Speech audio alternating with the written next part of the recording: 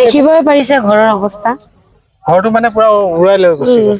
ওপৰত ঘাঁহ দেখিছে নাই? ঘৰৰ ওপৰেদি পানী গৈছেতো। ওপৰেদি পানী গৈছে। পুৰা ওপৰেদি এইখিনিতো ইমান পানী।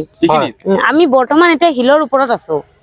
আমি ইয়াত দিনতহে আহো, ৰাতি হলে গুচি যাওঁ। ইয়াত কোনো নাথাকে ইয়াত। নেপালী খুটি পুৰা মানে চব দিন ৰাতি হলে মানে ওলাই গুচি যায়।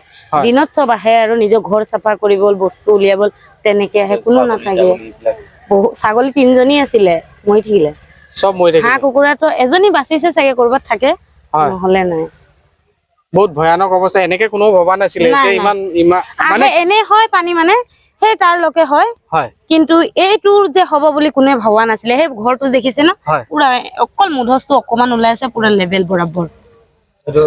নাই ইয়াতকে ভয়াৱহ চিন আৰু আমি একচুৱেলি কি হৈছে আমি দেখি আছো। আমি পতককে ধৰি লওক আমি কিছুমান হেৰিয়াত থাকো, আমি আহিব নোৱাৰো। কিন্তু মাজতে এবাৰ আহি গলো, কিন্তু আকৌ মনটো সহ্য নোহোৱাৰ কাৰণে আকৌ আহিছো। কিন্তু ৰাইজৰ যিটো দুৰ্দশা, এইটো বৰ্ণনা কৰিব নোৱাৰে, ভাষাৰে বৰ্ণনা কৰিব নোৱাৰে। কাৰণ বহুত দুখ লাগিছে যাতে আমাৰ অসমৰ মানুহখিনি এই পৰিস্থিতিটোৰ পৰা মানে পৰিত্ৰাণ পাওক অতি সোনকালে।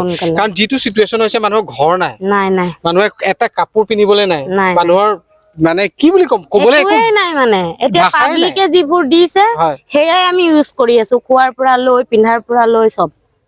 তাতকে এনেকুৱা যাতে দুবাৰ আমাৰ ইয়াত অসমত নহওক, এইটোৱে ভগৱানৰ ওচৰত প্ৰাৰ্থনা কৰিছো। এই মানুহখিনি অতি সোনকালে পৰিত্ৰাণ পাওক। আমি ৰাইজৰ পিনৰ পৰা এতিয়া বাহিৰৰ পৰা আহিছে, অসমৰ যিটো অসমৰ মানুহখিনি যিটো মানৱীয়তা দেখুৱাইছে, সেইটো বহুত ডাঙৰ কথা। আৰু অসমৰ মানুহখিনি উবুৰি খাই পৰিছে, আৰু এই বিপদত সকলোকে মানে সহায় কৰিছে। সেইকাৰণে সঁচাকে ভাল লাগিছে। প্ৰতিজন মানুহে আহিছে, যাৰ প্ৰতিগৰাকী মানুহে অন্তৰে কান্দিছে অসমীয়া।